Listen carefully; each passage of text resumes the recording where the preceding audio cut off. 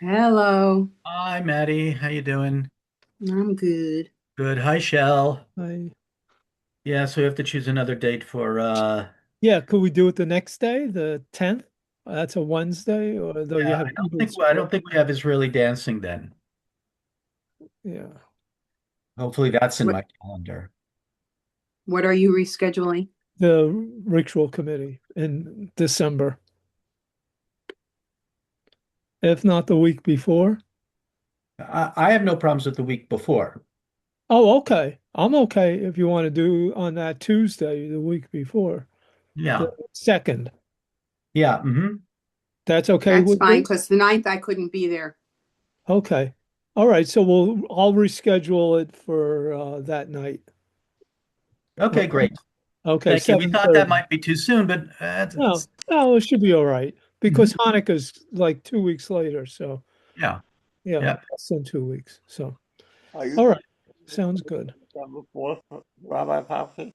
Yes. You are canceling it? What?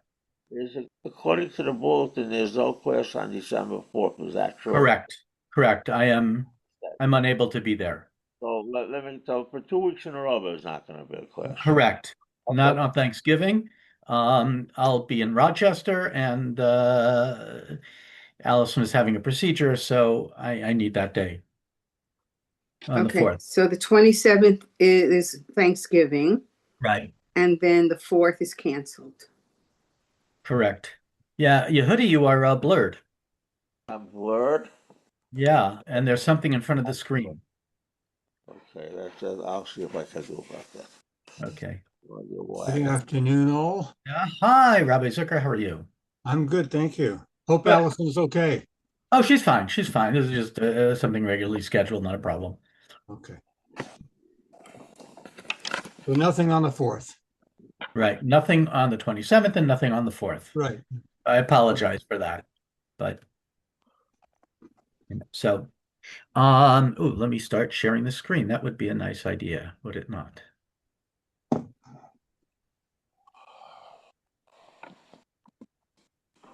Unknown caller.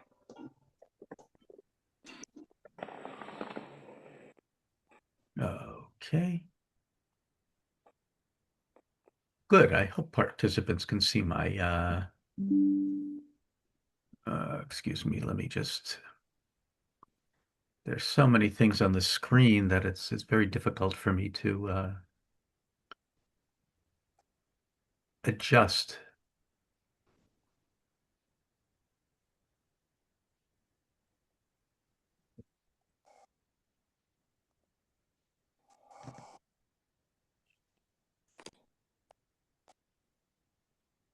There we go. Okay. Now that should be a little bit more legible. And let me just switch to one other screen here. Uh, the beginning of our parasha. Of course, Parashat Toldot begins to tell the story of Yitzchak, and we have the birth of his twins.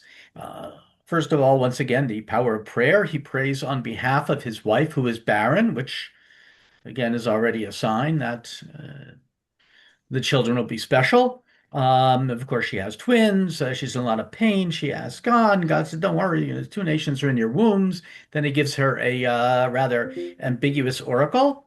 The Rav Yavod Tzair is the end of it. Generally translated as the older shall serve the younger.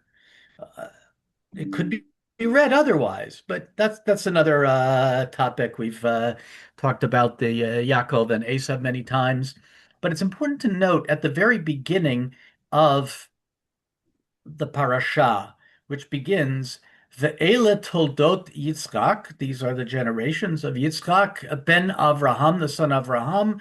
Avraham holidet Yitzchak. Abraham gave birth to Isaac. That first sentence is supposed to talk about the continuation, and it goes on to talk about Yitzchak's life. It emphasizes that he is the son of Avraham, and Avraham gave birth to him. And in fact, if you look at that sentence, It's a chiastic structure, i.e., that X kind of format. Ela toldot Yitzchak ben Avraham, Avraham holidat Yitzchak, kind of a mirror image. And at the center is Avraham. And we'll see that in many ways, Yitzchak is, if you will, overwhelmed by his father. His father seems to be the much more dynamic individual.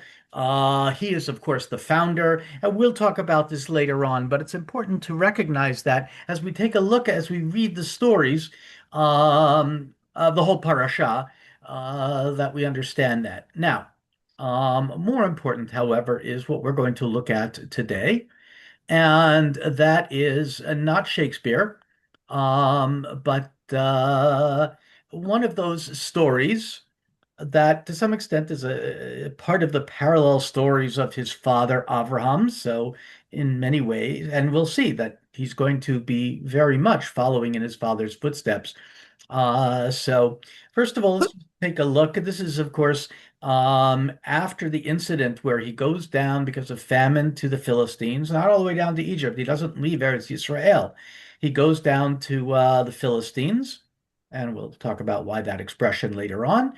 And he passes Rivka off as his sister, again, very much like his father, and with the same king, Avimelech, who, seems to be not a bad guy, but not the sharpest tack in the box of the entire Bible. And after that incident, uh, uh, you know, Yitzchak, Avimelech understands what happens. Yitzchak understands what happens, and they seem to be okay. So, who would like to read here? And this is talking about Yitzchak. I'll read. Thank you, Maddie. The man became great in wealth and went on becoming greater until he was exceedingly great. Okay, before we go on, here too, we have a sentence that what word stands out? Great. Great, yeah. He was great in wealth and went on and on. Vayigdal ish vayelech haloch v'gadel ad ki gadal ma'od. I mean, you can't help. It's very much like when the Israelites increase in Egypt. Basically The it words was. are used there. It's Pardon very me? interesting. The words there, Paru, Vayirbu, Vayashmu. Here the word is Gadal, and Gadal means rich. Unknown caller. Now, Yeah. remember, we met the Shinamit a couple of weeks ago. Yes. Uh-huh. Torah, and Isha Gedolah. used for Shami Shagadola. That does not mean a big fat woman.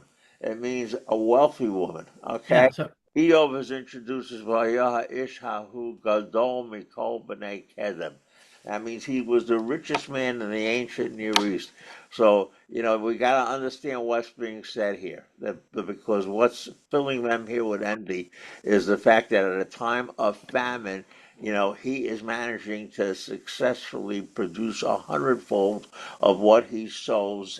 Furthermore, his wells are always yielding water. okay, we'll get to that in a moment. But important context, this is, the time of famine. That's why he went down to Eretz Plishtim. And of course, the term gadol, as he pointed out, generally means wealthy in the Bible, but literarily, you can't help but notice the emphasis here. And then it goes on to add that he had herds of sheep, herds of oxen, and a large retinue of servants. So this guy, even in very difficult times, was succeeding. And the Philistines envied him. So what did they do? Sorry, go on. You finished at the word great. Go on with the rest of this Well, you section. just read that, so I'll start with, and all the wells which his father's servants had dug in the days of Abraham his father, the Philistines stopped up and filled with earth. Avimelech said to Yitzchak, "Go away from us, for you have become exceedingly mightier in number than we." Of course, that was also, the fear of Paro, that there were too many Israelites. They were going to become more powerful. They could become a fifth column and join with their enemies. Fa'ala mina aretz, and go up from the land, which is, of course, what they do when they escape Egypt. But here again, not to diminish Yitzchak, but it does revolve very much around Avraham. He digs the wells which his father's servants in the days of Avraham, his father, like we forgot suddenly that Avraham was his father. So Mhm. we'll come back to this. Okay, now let's just take a look at how some of our Mefarshim have dealt with this. Why did they stop up these wells? Because, like, okay, the guy's rich, but why, stop up the wells? It reminds me of what the Israelis left for the Palestinians in Gaza That's back in right. the day, Oh, and yeah. they just Greenhouses. ruined I it think all. that's important because when we read this story of Yitzchak, we can't help but think of contemporary times. And that's, I think, part of the power of this section. We kind of lose it in between the stories of Yaakov and Esav. But and also, well, it's just a repetition of what Avram went through, but it's a little bit more powerful than that. Okay, so here's Rashi's comment. Philistines stopped up, thinking they may become a source of danger to us because of marauding troops that may invade us. The rendering of the Targum means stopping up, and we find it in the language of the Talmud, chokes up the heart. Yeah, mitamte mitalev. So that's just he's adding a little explanation of the word for stopping up, even though they're totally different letters. Um, well, not totally, not totally. But You anyway, so froze. he gives us Not a, hearing you. pardon me? You froze there. We didn't hear what you had to say. Oh, sorry. I was just saying that he's just adding a little bit of linguistic context for understanding it. But here he's trying to understand that the Philistines, why are they stopping up the wells? According to their thinking? Am I frozen again? No. Because of the troops that may come in and invade Yeah, them. so they're worried. People will come in, they'll see that we've got water, they'll come in and they'll take over the wells, they'll invade us. Okay, now let's see what Rashbam has to say. The Philistines stopped up to ensure that Abraham's descendants would not take hold of them after his death. The Torah had to record this since Abraham's shepherds had distanced themselves from there, returned and dug them up. This is like Ham, the son of Canaan. Yeah, in other words, it's looking forward. It's kind of telling a past story and looking forward. Um, so that, but here, what is the Philistines' concern?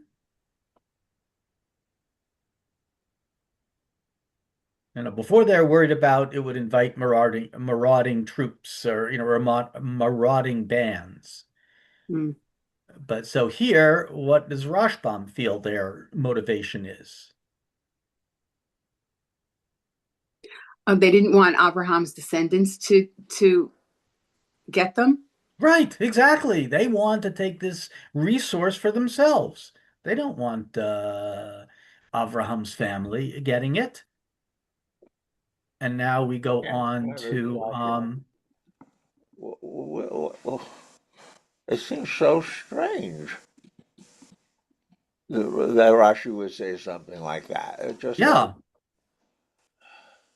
and I it is. I mean, it is. It's not the first thing we would think of.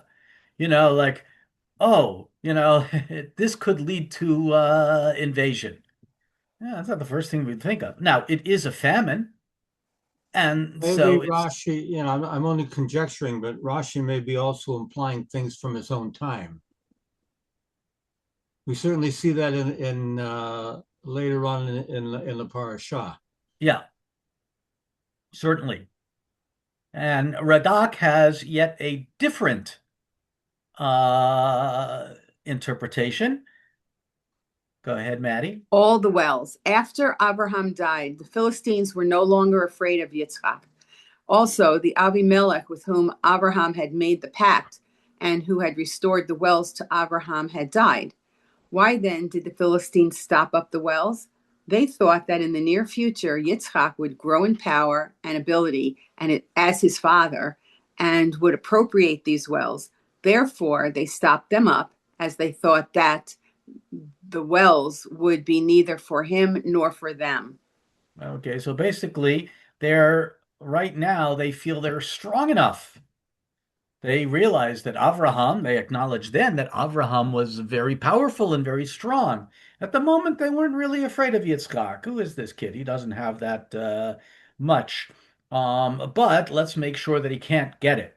But if And of they course, put Rabbi Papi at the end of verse 14, what it says is Vayikan u oto plishtim.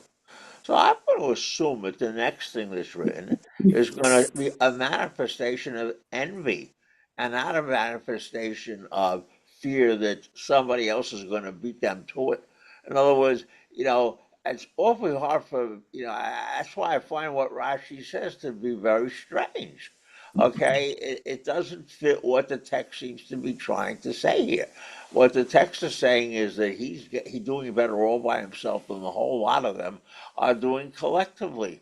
And remember, the end of the story is going to be when Avimelech and Pichol have to come to Yitzchak and beg him to make a treaty of peace with them, and in their entreaty they proceed to tell the story quite differently from the way it actually happened. right. And make it sound like they didn't do any harm, and which of course is not the case. In other words, if you read the story as written, I just find it very difficult to understand it in any other way, just in straight envy. We have this elsewhere. Vatekane Rachel ba'achota. Next thing we know, Rachel is screaming at Yaakov and saying, "I want to have if I don't have I'd rather die than not have a child," etc. And then we have the business with the Dudaim. In other words, when they start introducing an envy motive, then you could be sure something's going to follow. With Yosef, Ayekanubo Echav, Uh, Yaviv Shamar Tadavar. So I just don't quite get how we can understand this subsequent verse to mean anything other than they're closing up the walls because they're envious of Yitzchak. yeah, I mean, I think that here we have three commentators who are normally we would consider to be pashtanim, trying to create reasoning that why when you've got a simple explanation in the text. It reads very, I mean, one wouldn't automatically, as you said, have any problems with that. Now, again, it could be, as Rabbi Zucker suggests, that what we're learning about is the commentators more than the text. What are they experiencing in their days? And, this cutting off your nose to spite your face here, that they're going to block up the wells so they won't be for anybody. Well, I mean, I think going back to Maddie's example of what Hamas did in Gaza is a great example. Israel doesn't have any more, so we're not going to have it anymore. It's just Cut off so. your nose to spite your face. Yeah, exactly. So Well, now it I is, see but where this it's. comes from. Torah Shlema brings down Rashi's source. It comes from Tosefta Sota and Mhm. chapter 10. And what's this all about? Every place Yitzchak walked, the water would come out. And up to that point, the water might not come out. His presence was enough to make it come out. All right, Mhm. we have to basically get this in its context. But I think you have to basically understand when the Tosefta gets involved with something like this, well, somebody's going to give you the shot. Remember the bit with Yishmael, what he was up to? So one opinion in the Tosefta is why in one day we have him been doing Oved Avodah Zarah, and we also have him doing Gili Arayot, and on top of that we have him doing Shlichat Damim. Boy, he must have had a busy day, right? But somebody manages to get up there and say, no, that can't possibly be what's happening, because there's no way that someone who grew up in Avraham Avinu's household would be doing any of those three things. So in a situation like this, I think what you have to do is look over that Tosefta and find out what's going on there. But we no longer have to think of what Rashi is thinking, and because Rashi's simply bringing down Yeah, a he's much bringing, earlier text. yeah, the pshat, as I've said before, the pshat that Rashi brings is generally the pshat of the rabbinic understanding.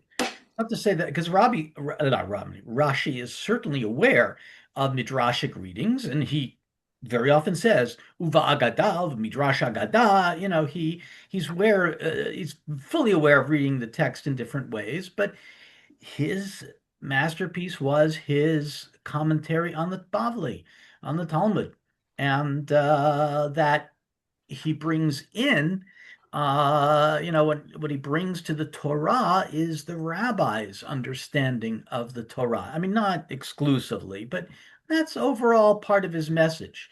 And indeed, sometimes, if you really want a sense of what's going on in rabbinic literature, read Rashi.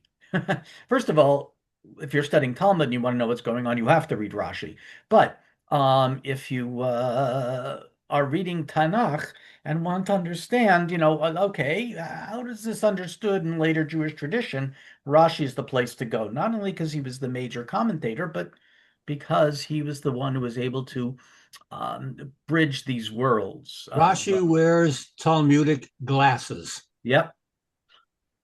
The lo safek, it's a great But he line. also wears a lot of other glasses besides that. Like Oh yeah, no, none of this is Harris has to, pointed out that Rashi also manages to wear the glasses of Latin Christian Parshanim who were active in his time. right. You know? Yeah. And so, for that matter, has Mordechai Cohen, or why you pointed that out. So, Rashi has 10 sets of glasses, and which one he particularly uses not just depends on his mood, it also depends upon what book he's writing a parish for. And also, yeah, on the text itself. I mean, to say he's not a Esther Rabba Pashtan is is very incorrect. midrash wary. Okay, He- he's more likely to say in Esther, "Rabotenu darshu masha darshu," by anybody to say that there than in any other papers or any other book in the whole Tanakh. So whereas in Breshit Rabbah, even though he in Breshit he says that, but he uses a lot of midrashim from Breshit Rabbah. yeah, My guess would be that he thinks that Breshit Rabbah is a relatively credible midrash, not just for midrash, but for pshat. When we call the book Breshit Rabbah, all we're doing is giving it a name that came down through the ages, and we file it under the genre of midrash. But you have to realize that there's a lot of stuff in Breshit Rabbah which is plain Pashup Pshat, and there's not midrash at all. well, that's true of Midrash in general.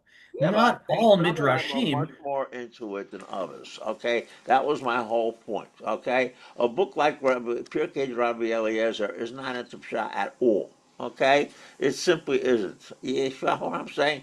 Breshit Rabbah is really making an effort to also give you pshat and not just drash. yeah. Well, also Bereshit Rabbah is like the earliest rabbinic commentary on Bereshit. And, Midrash is a very, very diverse literature.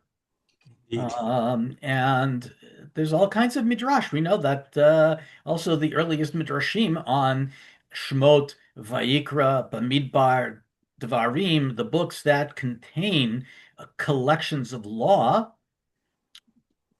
the early midrashim, Mechilta, Sifra, and Sifrei, are all known as halachic midrashim.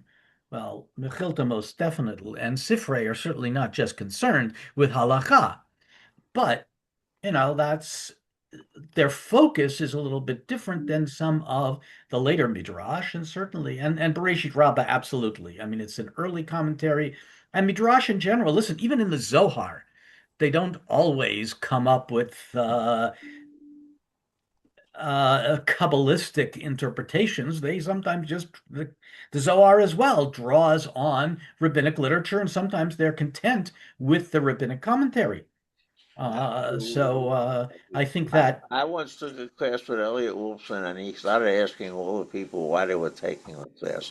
And one after another was, they were into this Jewish mysticism thing. After all, if Madonna wants to do it, why not them? And I said, the only reason I'm here is because the Zohar is a Jewish classic. I'm not in the least bit interested in Jewish mysticism. I thought his head was going to fall off the side of a chair, honestly, But that was why I was there. yeah, well, that to me is a fair answer. I don't know why. I think he was just shocked from not generations, but many, many students who are interested in Kabbalah. Um, he's an interesting guy. Don't know him personally, but my friend was studying with him. He's an interesting guy. Anyway, so yeah, so we learn sometimes as much about the Mefarshim as we do about the text itself, and sometimes their concerns, whether we're talking about a parshan, a commentator, whether we're talking about midrash, or philosophers, they come to the text with their own. We're going to see a commentary on this whole story, which is coming from a different perspective, but I think a very interesting one. Anyway, so let's go on with our story with Yitzchak. You want to keep going, Maddie? Yep. So Yitzchak went from there. He encamped in the Wadi of Gerar and settled there. Yitzchak again dug up the wells of water, which had been dug in the days of Abraham, his father, the Philistines having stopped them up after Abraham's death. And he called them by the names, the same names by which his father had called them. Yitzchak's servants also dug in the Wadi, and he found there a well of living water. Now the shepherds of Gerar quarreled with the shepherds of Yitzchak, saying, "The water is ours." So he called the name of the well, Esek, bickering, because they had bickered with him. They dug another well and quarreled also over it. So he called its name, Sitna, animosity. He moved on from there and dug another well, but they did not quarrel over it. So he called its name, Rehovot, space, and Yeah, said, Rachab means wide. Rehovot, the modern city of Israel. "Indeed, now Hashem has made space for us so that we may bear fruit in the land." Okay, so we have a number of events here. Once again, they're stopping up the wells, and we could assume that it's because they were jealous. It doesn't have to be that they were, we don't have to come up with all this other stuff, which the commentators might do so. Also important to point out that we have here a number of etiologies, stories of origin, which we have many in the Bible. And as we've discussed before, the names were probably there, and they either created the story, to try and explain the name.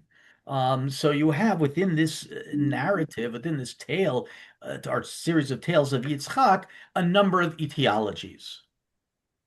And we had it back with the names of the when we had it when Yitzchak and when Yaakov and Esav are born to the beginning of our parasha. Although it's kind of interesting, because he came out ruddy and red, they called him Esav. No, wouldn't that be the origin of the name Edom? They connect that with stealing the red porridge, the lentil stew, if you will. Um, and I think the point is when he's completely hairy, then it's like a finished product. Because Esav means asui. Sui, right. So he has everything done that normally takes an infant a little bit longer to get all these things. The amount of hair an infant is born with is usually minimal. That's the way. In other words, that's where they're going with this. Yeah, right. But the point is that you have a series of etiologies throughout these stories. Excuse me. let me just mark off something. Because I just want to distinguish the commentaries from the text. Sorry, one moment.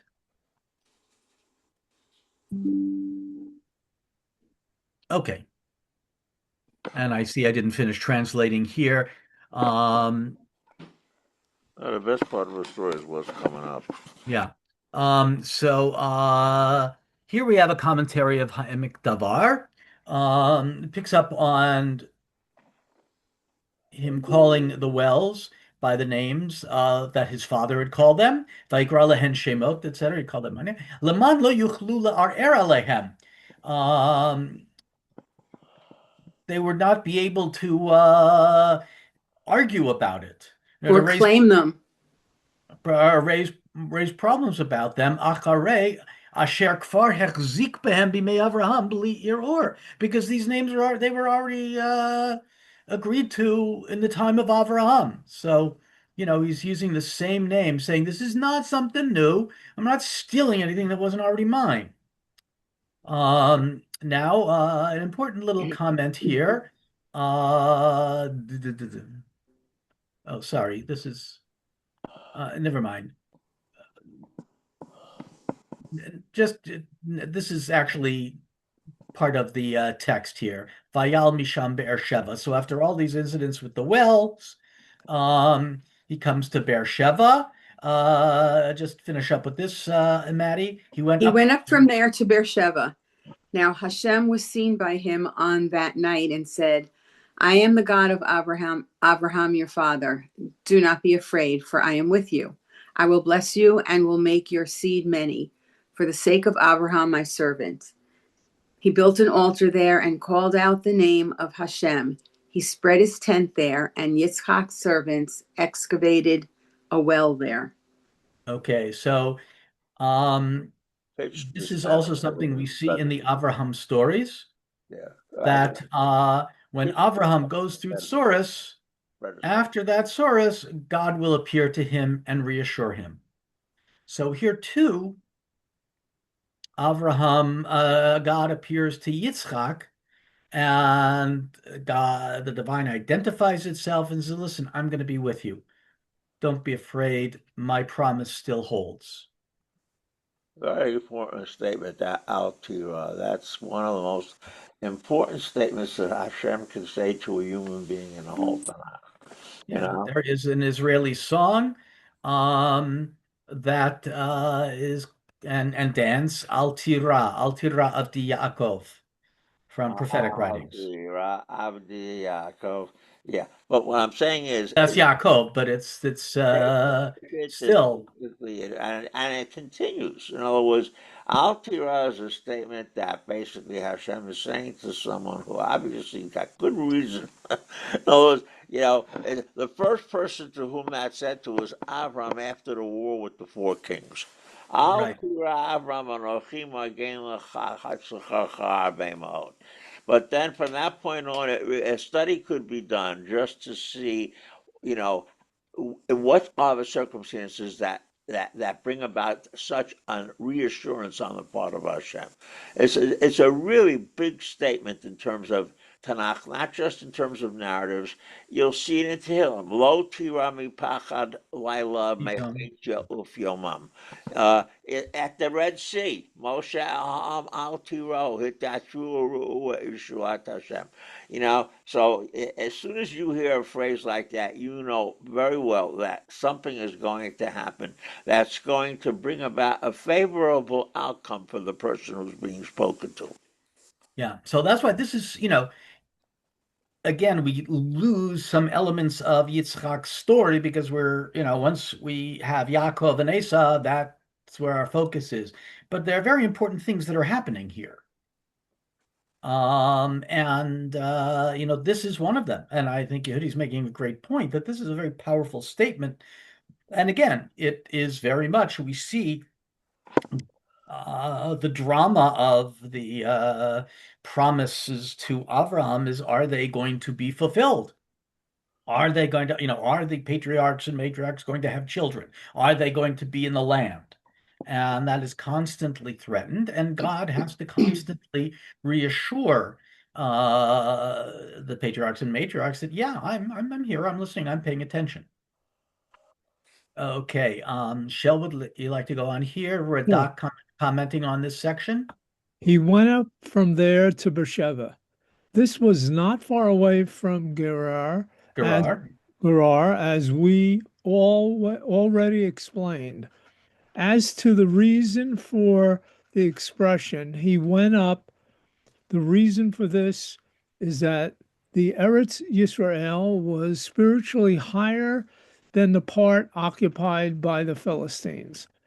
This is also why we find the expression Vayalu Plishtim, the Plishtim went up. right in Judges 15:9, as well as the phrase uttered by King Shaul in Samuel 1, let us pursue the Philistines by descending, and so in many places. Yeah, so when the Pelishtim come against Shimshon, they're coming from their land, into Eretz Yisrael. That fits very well. We all Yeah, know that, you know. and also King Shaul, he's pursuing the Philistines. They've got to go down, and of course, this becomes an essential idea in Judaism that Eretz Yisrael is in a different, has a spiritual plane than other lands. Hence, when someone moves to Israel, they are engaging in aliyah, going up. Even if where they're coming from is 10,000 feet higher than Jerusalem. Right, exactly. So this is, a great little comment, but it points to something that's very, very much part of Jewish thinking. So, I thought that was worthwhile reading, but now let's go on. Now, unfortunately, this translation is frankly terrible. I didn't have a chance to clean it all up because I just copied it from Safaria, and then suddenly I'm looking at it and going, wait a minute here. So actually, let me just read the Hebrew. I mean, you can follow along in the English that's there, but they add all kinds of stuff that, not necessarily the stuff they add isn't correct, but it's not in the comment. What parsha are you reading? Radak. Okay, fine. Yeah. וכל הסיפורים האלה בחפירות הבארות וקריאת השמות, all these stories about the digging of the wells and the naming of them, Lodia is to teach us, כי בארץ ישראל המוחזקת היה חופר בארות כרצונו ואין מוחה בידו. In Eretz Yisrael המוחזקת, the promised Eretz Yisrael, he could dig wells at will, and no one can object to it, because after all, this is the land that was promised to him. V'chein kara shemot kirtzono. We also call them by the names he wanted, as his will. Vaya b'nei makom korinotan kain, and even the local inhabitants would call them by those names, because again, that was from the time of Avraham. V'chein Avraham k'moshe tavnu, and so Avraham, as we have written. V'chol zeh haya lehem la'ot u'lesiman, and all this was a sign and a designation. Ma adam ha'el lateta aretz lezaram, what God had promised, that God promised to give this land to their descendants. Aval Plishtim, however, the Plishtim, Afal Pi shehi me'eretz Yisrael, lo huchzaka biyadam.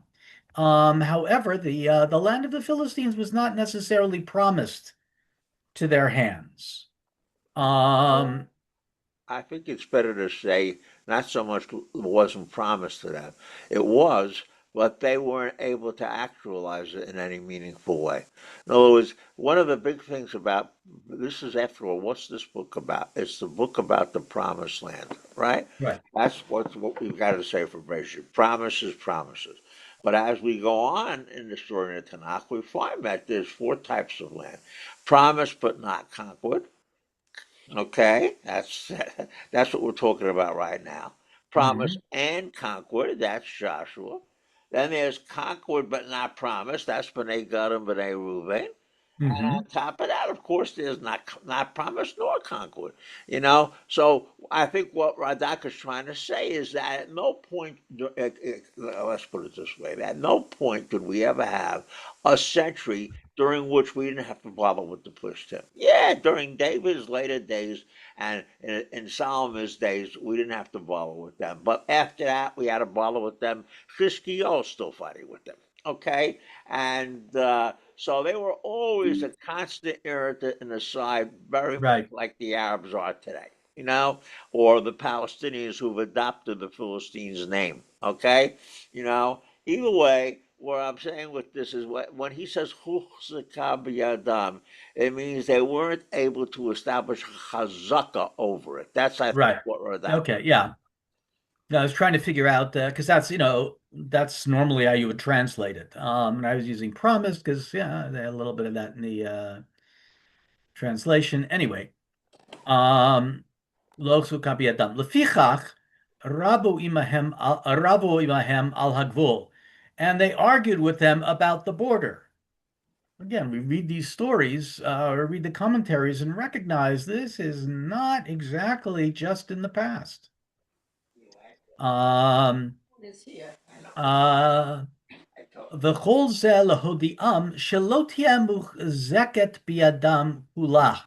All this is to teach them that it would not be controlled or in their hands completely. אף על פי שחילקוה לא הוחזקה בידם. Even though it was It was halak is distributed to by distribute, Yehoshua, but but even they though were it was never able to actually. assigned or allotted. Yeah, in other words, there are places in Sefer Yehoshua, areas of Eretz Israel are Right. allotted, but it becomes apparent in the first chapter of Shoftim already that they weren't actually conquered. And basically, Yehoshua died with these areas still in the Mhm. hands of the Canaanim or the Plishtim. Right. Okay, so some of those were eventually conquered by David and Solomon, but some never were. Yeah, and he goes on to say, "Lo huchzakabi adam ad ba'achrona until the end, limota Mashiach, only in messianic times, kamo eretz shlosha goyim, such as the land of the three nations, hatakeni, hataknizi, v'hatakadmoni." Radak is very interestingly talking about, he's really giving a spiritual commentary, if you will, not totally spiritual, but, he's dealing with, how do we understand Eretz Yisrael? Not just, it's not just about the actual argument about this particular plot of land, but how do we conceive of Eretz Yisrael as holy land, as promised? And he's also living at a time when certainly it was not in Israelite hands. So, Maddie, you want to continue here with this last commentary? I think Shell's reading. Oh, sorry, you're right, Shell. I apologize. I Don't mean, want it's to take it there. away from him. Yeah. Shell, are you there? Uh-oh. He stepped away, so. Okay, No, I'll he's read. back. He's back. Here he's back. I am back. Sorry, I have to take care of my grandson. Anyway, Oh, we're down here now. Avimelech went to him from Gerar. okay, along with Ahuzat, his aide, and Pekol, the commander of his armed forces. Yitzchak said to them, "For what reason have you come to me? For you hate me and have sent me away from you?" Yeah, They now why? said, I finally move away. You chase me out. I move away, and now you're going to huck me a Chinik. What's your issue here? They said, "We have seen, yes, seen that Hashem has been with you. So we say, pray let there be an oath curse between us and you. We want to cut a covenant with you. If ever you should deal badly with us." Yeah, in other words, we want to, have this mutual covenant. Right. Don't worry about the So, fancy translation here. "Just as we have not harmed you, and just as we have only dealt well with you, and have sent you away in peace, you are now blessed by Hashem. He made them a drink fest Yeah, and they mishteh, which we would say party, or su'udah, a banquet, but mishteh from the word lishtot, to drink, so a drink and fest. and they ate and drank. Early in the morning, they swore an oath to one another. Then Yitzchak sent them off, and they went from him in peace. Yeah, so as Yehudi mentioned, their understanding of the events is not quite the same as ours. What's new? Yeah, exactly. Well, I mean, the text is clearly trying to set this up. In other words, Yeah, the text is trying to say Tishrer to Zayin Ayid, meaning that somehow or other, a story takes place where the objective facts are perfectly clear, but somehow or other, you know, our enemies manage to put a spin on the story that, twists the facts around to such an extent that you begin to wonder, where are they? Where in heaven's name are they coming up with this from? They were drunk. We're living in that right now. yeah. Yeah. Well, you can still, if you go to Cairo, you can drive over the 17th of October bridge, which celebrates Egypt's victory in the Yom Kippur War. They don't mention the fact that their Third Army ended up being surrounded and trapped. But you know, uh, people always, the age of spin doctors began a long time ago. Ein It's Chadash not, Tachat. Hmm. and Takat Hashamas, yeah. Yeah, they Now, call it the Victory Bridge. yeah, Okay. and then Now it was on that same day that Yitzchak's However, servant. I think we should also notice that if what your objective is to negotiate a peace treaty, then you should be bringing your Secretary of State, not your top general. Okay, right? I mean, who does Abimelech bring with him to this negotiation? Pichol Sar Tzava'al. I would think he would bring Sar Mashkem, the chief diplomat, somebody along that line. The very fact that Pichol is there is an implied threat, negotiate or else. yeah, I Again, mean, showing their insincerity. Okay. all right. So Since I now was the conclusion of interrupted. our story here. Yeah. Yitzchak's servants came and told him about the well that they had been digging. They said to him, "We have found water." So he called it Sha, Sha, Shiva. Shiva, swearing seven. Yeah, because the Therefore, the root shin bet yeah, ayin right, it can be connected to Shua or Sheva. shua Number or seven. shiva, a right. seven or an oath. Yeah. Swearing seven. Therefore, the name of the city is Beer Shiva until this day. Yeah, so Okay. we love Beersheba. Now I think that Sarna makes some interesting commentaries, and it goes back to understanding, Yitzchak somehow living in the shadow of his father. Go on. That same day, the coincidence is highly significant. It indicates a casual relationship between the name. Causal. Oh, I'm sorry. It indicates a causal relationship between the name Beersheba and the oath taking ceremony just completed.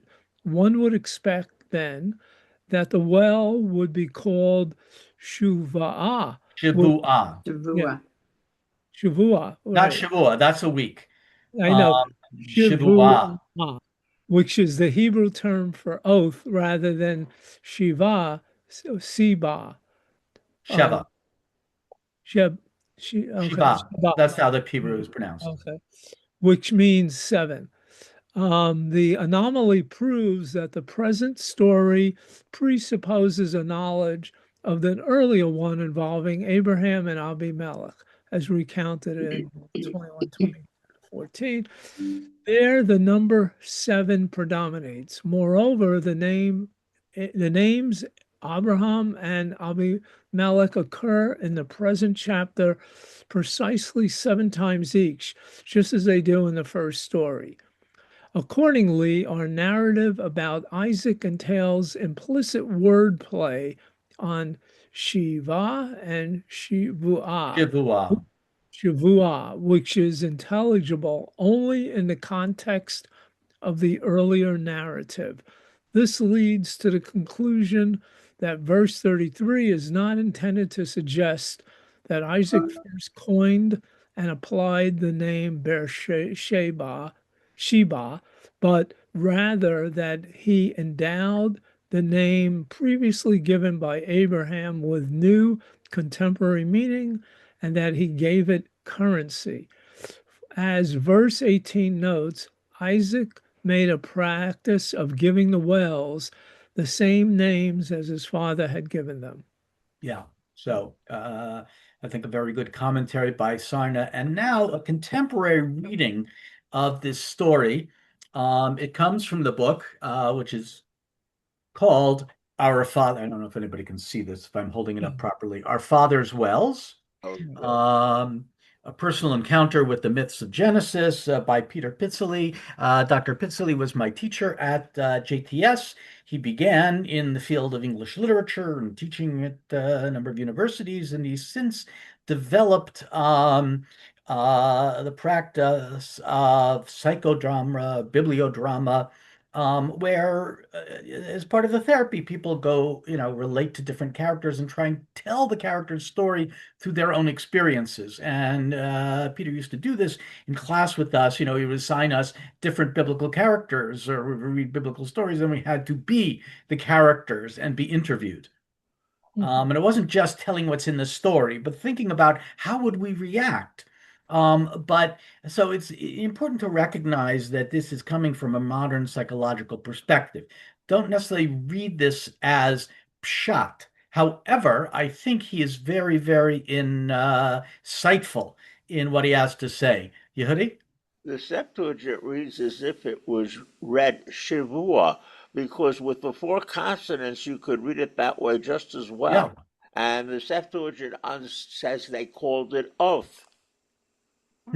Interesting. So, Interesting. that, in other words, what may be happening is that the Nikud was changed in order to make it fit better with the earlier story, but, to get away from the stira. By all means, go back to Pitzlai. This was just a Harakatana. Yeah. Okay. Thanks. Go on, Shel. Only a few other episodes of Isaac's adult life are recorded in Genesis. He comes into his own, and yet, in the many parallels of the life of his father, he seems the man who inherits a destiny rather than initiating his own. Yeah, which is, very often the way we kind of look at Isaac. He's kind of like the placeholder between Abraham and Yaakov. Although I think as much as Peter recognizes this, he sees a lot more in Isaac.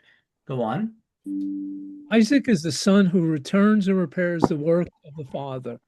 Our individualist culture, our frontier mentality, which pushes always into the new, leaving the old ways and the old countries behind, is at a loss to know how to deal with the renovative work of Isaac. Yet, in this age, which begins to respect the needs for conservation, Isaac's spirit may speak to our condition. Whatever conservatism may mean as a political or social doctrine, it rests on a sense of the past. The will to conserve is not based on the rigid adherence to the ways of the ancestors. Rather, it sifts from the past what is needful for the present. It understands the necessarily integral and integrative quality of true growth. It knows that culture builds upon and not anew. Isaac retraces some of his father's steps. He redigs his father's wells. He gives part of his life to the past. By repeating his father's acts, he takes those one time events and transforms them into a model or a paradigm. Paradigm. Paradigm, sorry. Yeah. The So I have to say, this is, I don't know whether this is totally Peter's thinking or the fact that he taught at JTS for any number of years, because this is, in many ways, a very good perspective on conservative Judaism. It also sounds like Edmund Burke. Hmm, Yeah, I know. Very much. So, I mean, this is essentially the foundation of the whole belief in conservatism. Yeah. The And, there was a time when correct. conservative Judaism was a meaningful term. Not so Abe, much anymore. Okay, go on. hayu hayo. Yeah. The the prefix re might stand as the key motive of Isaac's life. It is not his whole story, but it is the core. Re, as in back or again, is the prefix of return, recollection, and repair. It is not that Isaac is a lesser man than his father, only that the quality of his contribution is less dramatic or innovative.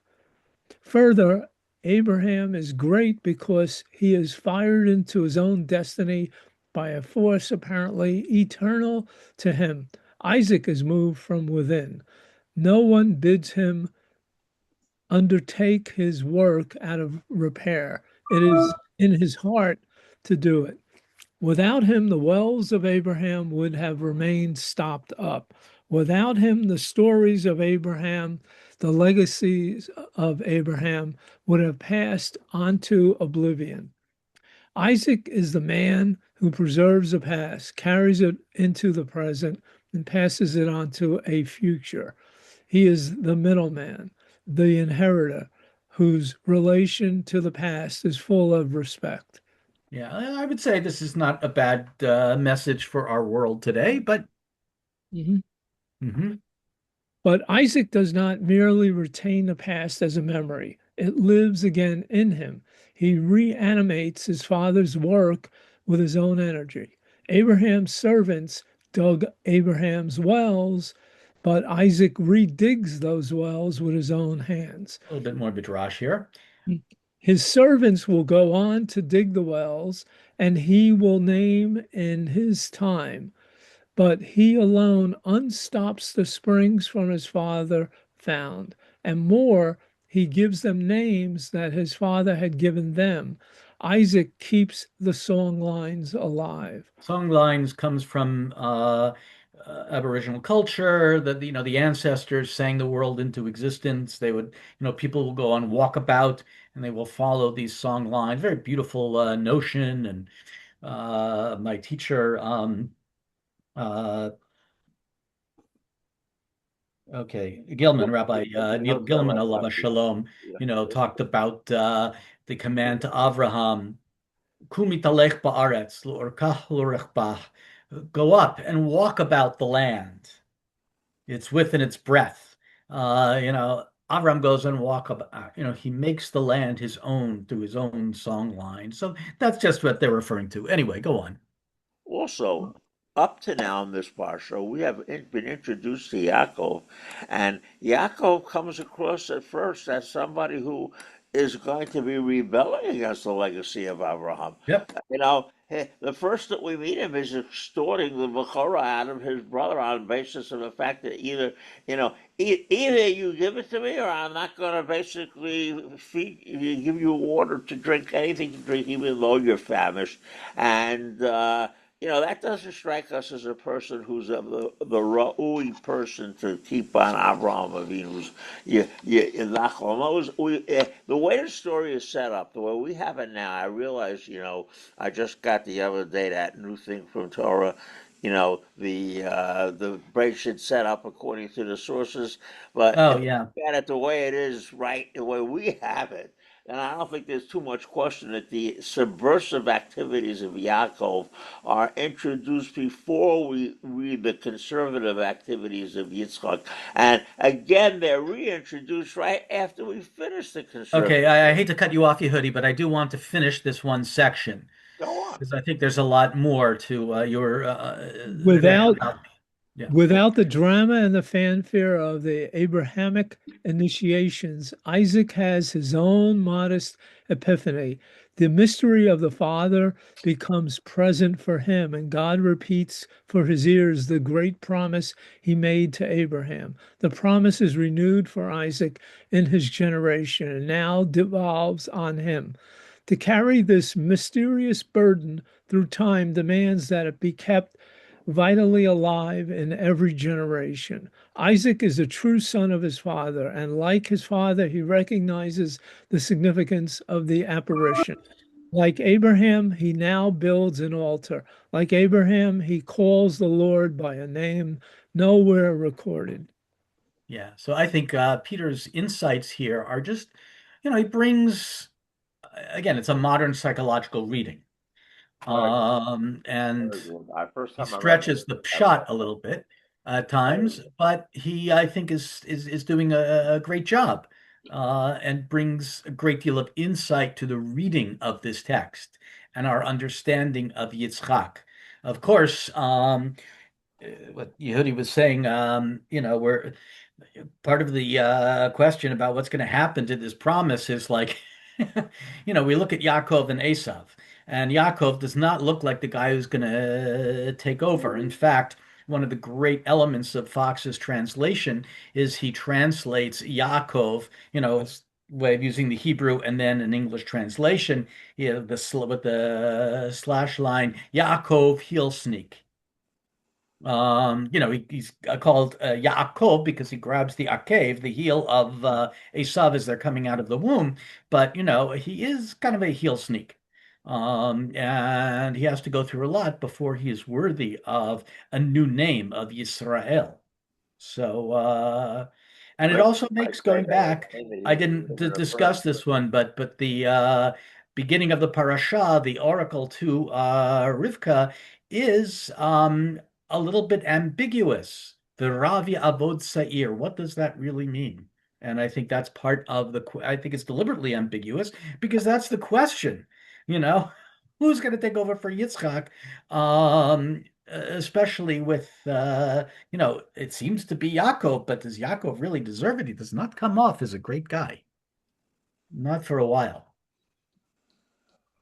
Any other comments, questions, Thank answers? you. Good. Thank you, Rabbi.